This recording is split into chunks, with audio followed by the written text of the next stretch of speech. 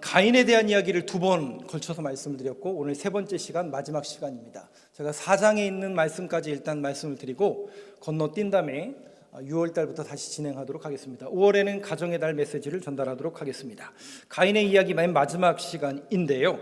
가인은 여러분 잘 아시는 것처럼 아담과 하와 그리고 가인과 아벨 두 아들이었습니다. 가인은 직업이 뭐였죠? 농사 짓는 사람이었고 아벨은 양 치는 사람이었습니다. 근데 하나님은 누구의 예배를 받으셨다고요?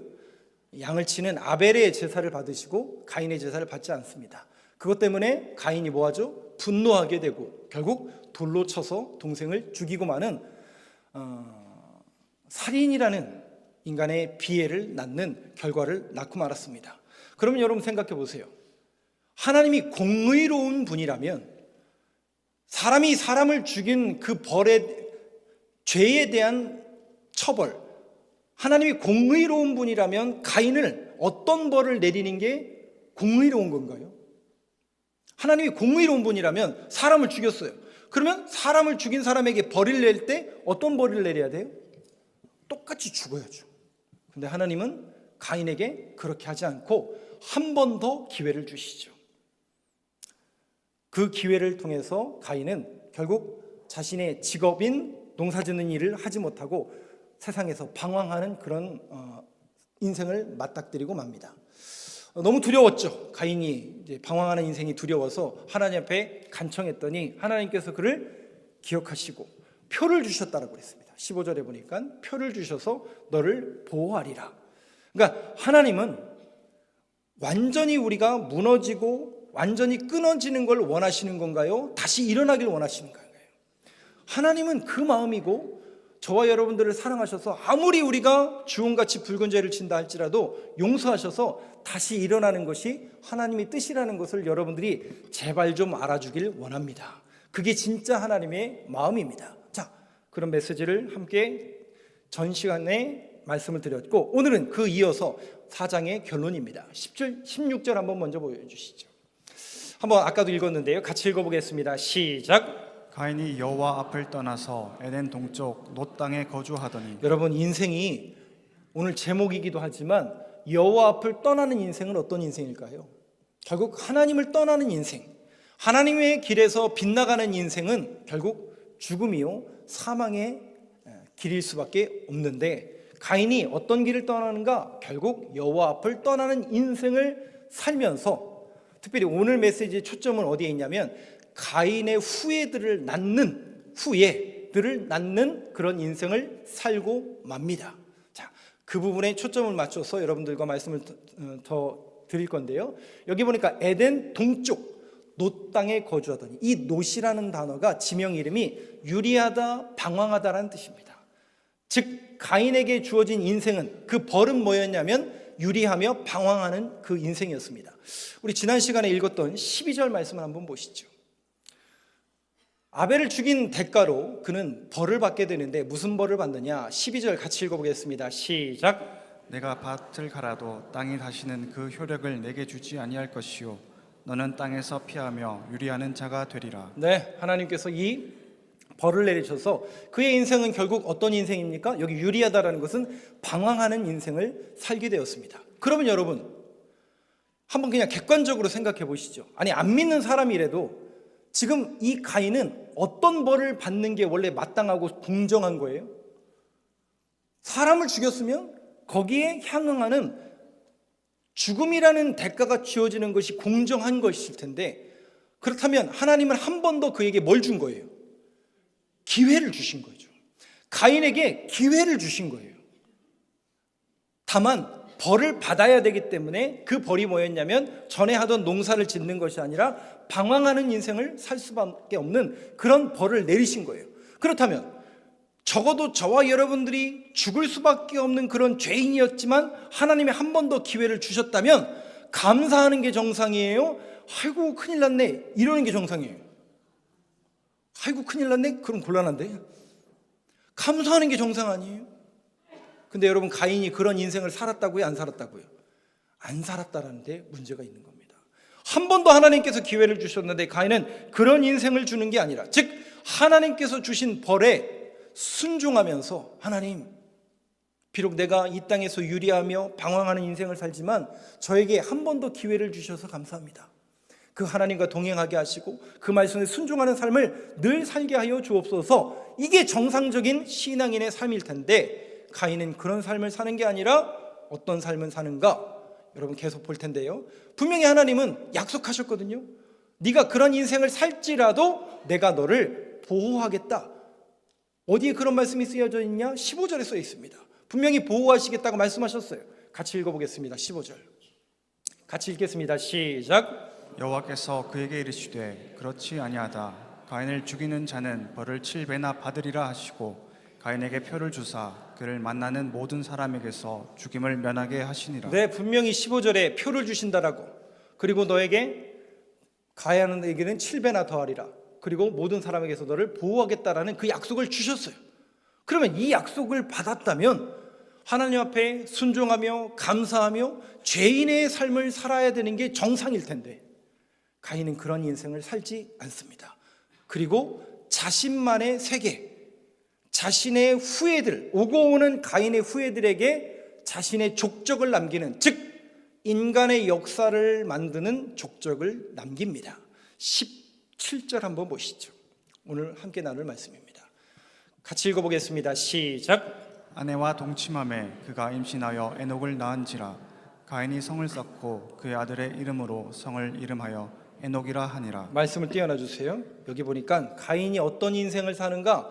하나님의 말씀에 순종하며 그 벌을 달게 받으며 하나님 앞에 순종하는 인생을 살 줄 알았는데 가인은 전혀 그런 인생이 아니에요. 어떤 인생을 사는가 봤더니 성을 쌓더라. 아니 그러면 여러분 한번 그냥 객관적으로 성을 쌓는 게 뭐가 문제예요? 성을 쌓는 게 하나님 보시기에 왜 악한 행동일까요? 아니 집을 만들고 성을 만드는 게 뭐 잘못했어요? 아니 우리를 가정을 보호하고 우리 공동체를 보호하기 위해서 성을 만드는 게 뭐 그리 잘못한 일입니까? 그럼 성에 사는 사람 다 잘못됐으니까 다 우리가 방황하는 사람이 성경적인 의미로 살아가는 게 맞는 건가요?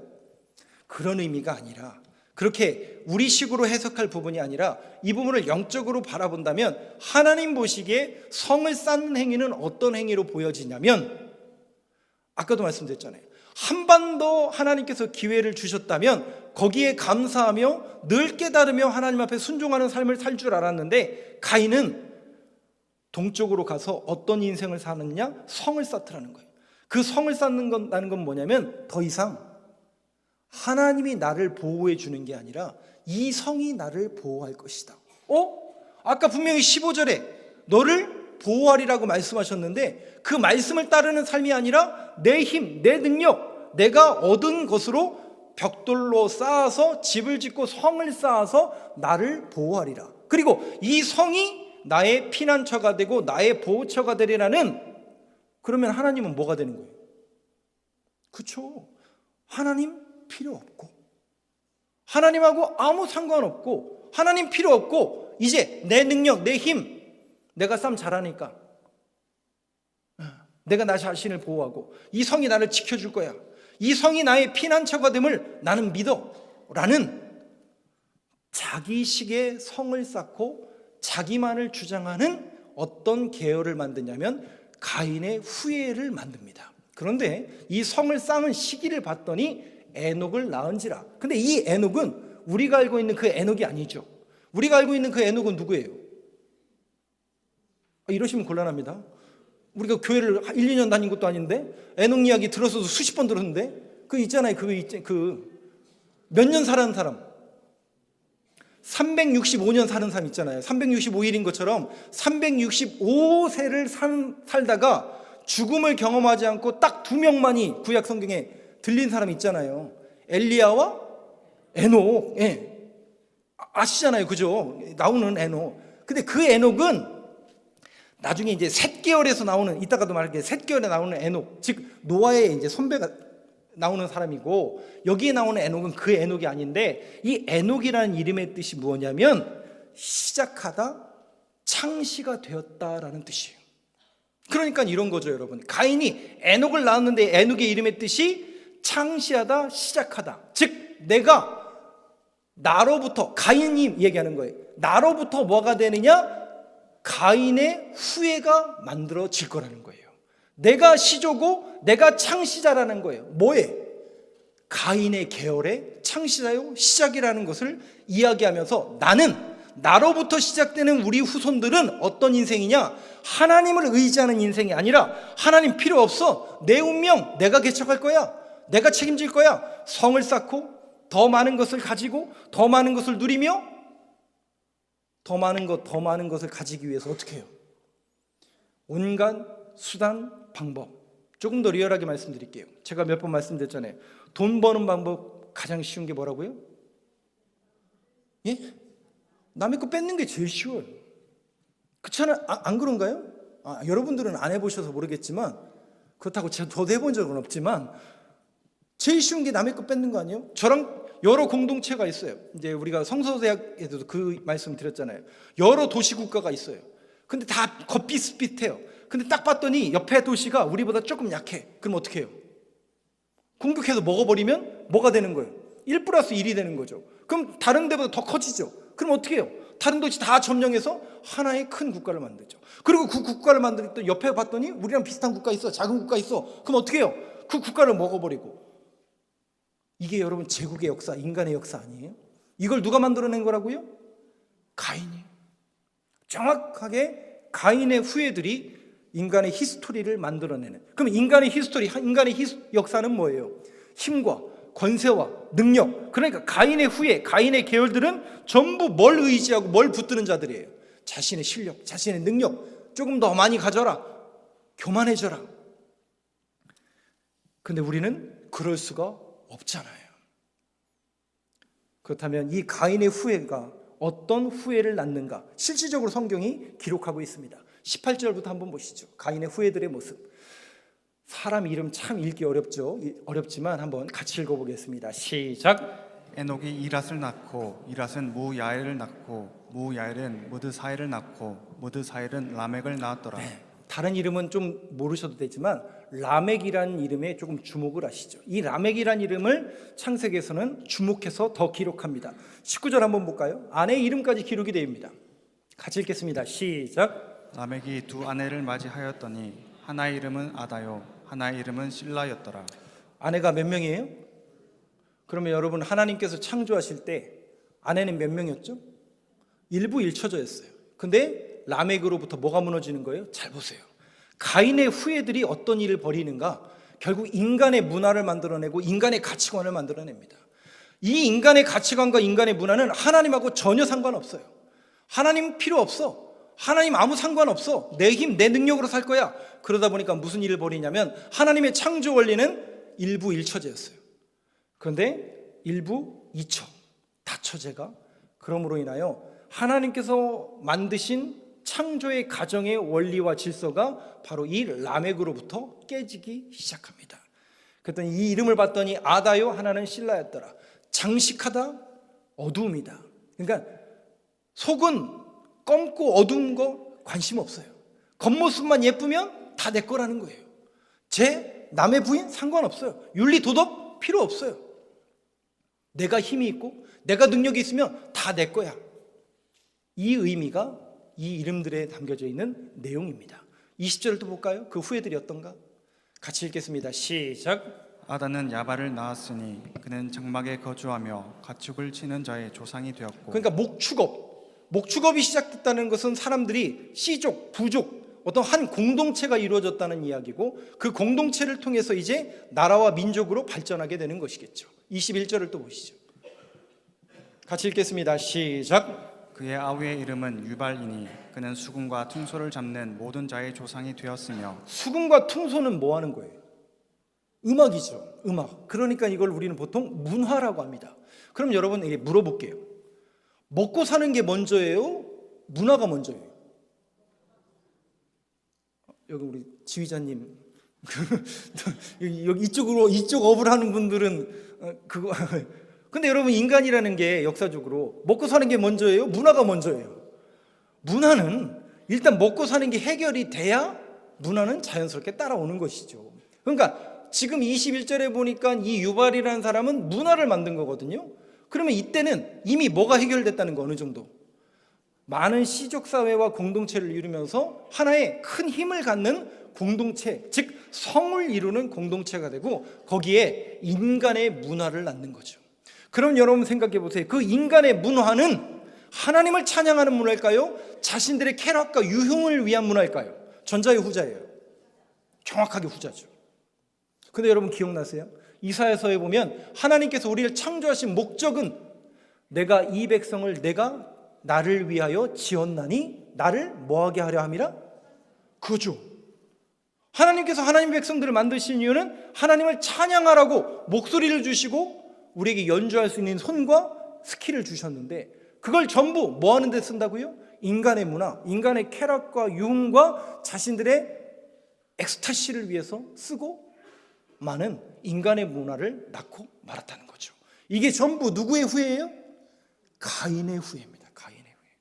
가인의 후예, 결국 인간의 문화, 인간의 쾌락, 인간의 즐거움을 위한 그런 문화를 낳는 가인의 후예들의 모습을 여러분들은 보고 계시는 겁니다. 또 22절 볼까요? 중요한 두발 가인이라는 사람이 등장합니다. 같이 읽겠습니다. 시작. 신라는 두발 가인을 낳았으니 그는 구리와 쇠로 여러 가지 기구를 만드는 자요 두발 가인의 누이는 나아마였더라. 이 두발 가인이라는 사람의 모습을 보려면 여러분들 유튜브 같은 데 찾아보시면 그 리들리 스콧이 만든 노아라는 영화가 있어요. 몇 년 전에 그 쫄딱 망한 영화가 하나 있는데 원래 리들리 스콧은 글래디에이터, 킹덤 오브 헤븐이라는 아주 유명한 큰 스펙타클한 영화를 만드는 사람인데 노아라는 영화를 만들었다가 쫄딱 망했는데 그 영화에 보면 노아의 악당이 등장을 해요. 그 방주의 마지막까지 뭐 타가지고 마지막까지 막 괴롭히는 사람이 있어요. 그 사람이 두발가인이에요. 거기에 보면. 그럼 이 두발가인은 어떤 인물인가 봤더니 구리와 쇠로 여러 가지 기구를 만드는 자, 즉 무기 만드는 사람. 청동을 주조할 수 있는 기술을 갖고 무기를 만드는 인간 병기를 만들던 사람이 이 두발가인이에요. 여러분 보세요. 인간이 어떤 역사를 벌인다고요? 가인의 후예들이 뭐 하는 거예요? 결국 자신들의 호의호식과 개인의 쾌락과 즐거움과 교만과 욕심과 탐욕을 즐기기 위해서 사람을 죽이고 이게 제가 말로만 그런 게 아니에요. 성경이 어느 정도까지 더 리얼하게 성경이 인간의 이 가인의 후예들의 타락을 지적하고 있는가? 23절 한번 보시죠. 세상에 이 라멕이라는 사람이 노래를 불렀어요. 이 23절은 노래예요, 노래. 근데 노래 가사를 여러분 한번 같이 읽어보시겠습니다. 같이 읽겠습니다. 시작. 라멕이 아내들에게 이르되 아다와 실라여 내 목소리를 들으라. 라멕의 아내들이여 내 말을 들으라. 나의 상처로 말미암아 내가 사람을 죽였고 나의 상함으로 말미암아 소년을 죽였도다. 이게 여러분 노래 가사예요, 노래 가사.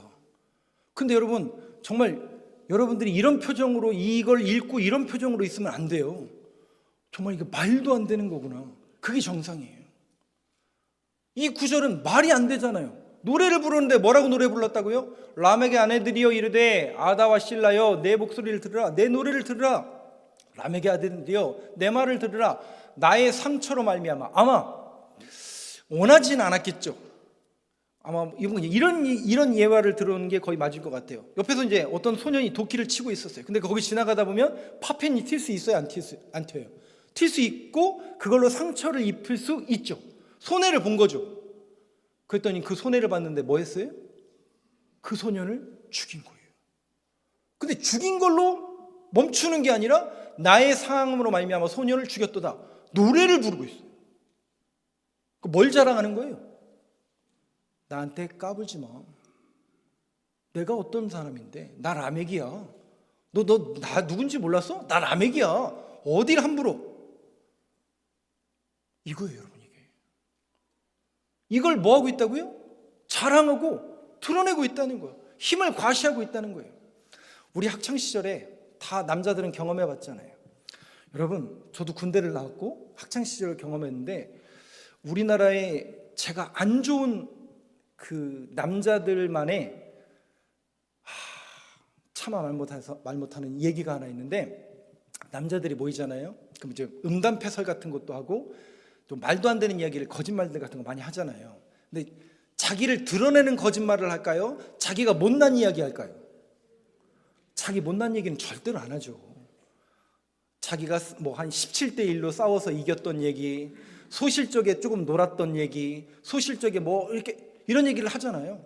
근데 그런 내용들을 이렇게 보면 듣다가도 이게 저 사람이 도대체 무슨 생각을 가지고 저렇게 얘기하는지 모를 정도의, 그건 경찰에 신고해야 될 내용들이 있어요, 가끔 보면. 근데 그걸 자랑하고 있어요. 자랑하고 있어요. 군대 가잖아요. 다 슈퍼맨이야, 보면 제가 볼 때는. 다 범죄자예요. 이 정상적인 인간이 없어, 남자들이. 그걸 뭐 한다고요? 세상에. 여러분, 이게 기독교 가치관에 맞는 거예요? 경찰서 갑시다. 이게 정상 아니에요? 우리가 듣고. 근데 남자들이 뭐 한다고요? 전부 그러고 있어요. 오늘 여러분들이 교회 다니는 사람이요, 말씀을 듣는 사람이요, 여기 남성분들 많이 계신데, 남성들이요, 말씀을 읽고 정신 차립시다. 아닌 건 아니죠. 이게 기독교적인 가치관하고 전혀 맞지 않는 얘기잖아요. 아닌 건 아닌 거라고 누군가 얘기를 해줘야죠. 이건 자랑이 아니에요. 절대로 이건 범죄입니다, 범죄. 기독교적인 가치관이 아니에요. 제가 단원에서 말씀드립니다. 저희 아들한테. 저희 아들 사이즈가 어떤지 아시잖아요. 어디 가서 맞게 생겼어요? 때리게 생겼어요? 맞고 다닐 것 같진 않잖아요. 제가 저희 아들한테 누누이 얘기합니다. 절대로 때리지 마라. 오히려 맞아라. 그러면 여러분, 아빠가 어느 세상에 어떤 정상적인 아빠가 아들한테 너 맞고 다녀라 이런 얘기 할 수 있어요, 없어요? 목사여서 하는 거예요. 왜? 예수님 때문에. 제 마음은 찢어지죠. 아니, 세상에 아들이 맞고 왔는데 정상적으로 묻을 아빠가 어디 있어요, 세상에. 근데 예수님이 그렇게 말씀하시잖아요. 예수님의 사랑은 오히려 맞으라고 하는 거예요. 이쪽 뺨을 맞으면 반대뺨을 대라고 그랬잖아요. 어디 거기에 한 대 맞으면 두 대를 때려라 이런 얘기가 어디 있어요? 기독교적인 가치관에 의해서 우리는 이 부분을 용납해서는 안 돼요. 그리고 이거는 예수님의 사랑과 섬김과 희생을 여러분들이 아신다면 우리는 예수님 때문에 참는 겁니다. 그래서 저희 아들한테 그러죠. 억울하고 누가 때리고 누가 욕해서 너 기분 나쁘면 예수님한테 기도하라고. 왜? 예수님 때문에 내가 지금 이렇게 희생당하고 고통당하고 있다고. 예수님께서 해결해 주시고 예수님께서 내 마음을 평안하게 해달라고. 그게 여러분 기독교적인 가치관이고 기독교적인 정상적인 가르침 아니겠습니까? 라멕이 그걸 드러내고 그걸 자랑하고 있어요. 마치 오늘날에도 이것을 드러내는 사람들이 있으니 그게 문제라는 것이죠. 그런데 여러분, 여기에 뭐가 빠져 있을까요?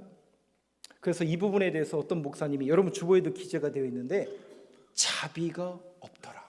자비가 없더라. 즉 뭐냐면 누군가가 때렸을 때 그 사람의 아픔, 그 사람의 고통을 생각한다는 얘기, 안 한다는 얘기예요. 안 한다는 얘기죠. 연민, 동정, 자비의 마음이 사라지고 있어요. 산불 피해가 났어요. 우리 집에 불 안 났으니까 하나님 감사합니다. 여러분, 이건 죄송하지만 하나님이 기뻐하실 기도일까요? 아닙니다, 여러분. 거기에 주님의 마음은 우리 집에 있는 게 아니라 거기에 있거든요. 지금 고통당하는 이들, 그들을 위로하라. 주님의 마음은 그들 가운데 있는 거거든요. 그러면 우리의 시선과 우리의 믿음도 거기에 가 있어야 돼요. 똑같은 아픔으로 우리 안에 와야 돼요. 근데 이걸 1부 때도 그런 말씀 드렸는데, 저희 집엔 TV가 없거든요. TV 보면 굿네이버, 그 다음에 또 뭐 있어요? 뭐 세이브 코리아 뭐 이런 거 보면, 유니세프 이런 영상 보면 정말 눈물겹게 불쌍하잖아요. 그러니까 하도 많이 보니까 이제 너무 무뎌져요. 근데 여러분, 적어도 오늘 이 말씀을 듣는다면 그거 보고 감동해서 전화해가지고 헌금하라 그 얘기가 아니라, 적어도 우리가 기독교적인 가치관을 갖는 사람들이라면 자비, 연민, 동정, 그래서 컴패션이라고 하거든요. come with passion이에요. 여기서의 패션은 그 옷, 그게 아니라 열정이란 뜻이 아니라 고통이란 뜻이에요. 컴패션, 자비, 연민, 동정이라는 단어, 영어 단어는 고통을 함께 느낀다라는 뜻이에요. 적어도 우리가 예수 그리스도의 마음을 갖는 사람들이라면 그런 어려움 당한 이들을 향해서 같은 아픔과 연약함과 고통으로 다가와야 된다는 거예요. 그래서 그들에게 뭐를 흘려보내는 거예요? 예수 그리스도의 사랑을 흘려 보내는 거예요. 근데 가인의 후예들은 그런 마음이 없어요. 그거 아깝거든요. 아까우니까 자기 거, 내 거. 24절도 볼까요? 말도 안 되는 일이 또 벌어집니다.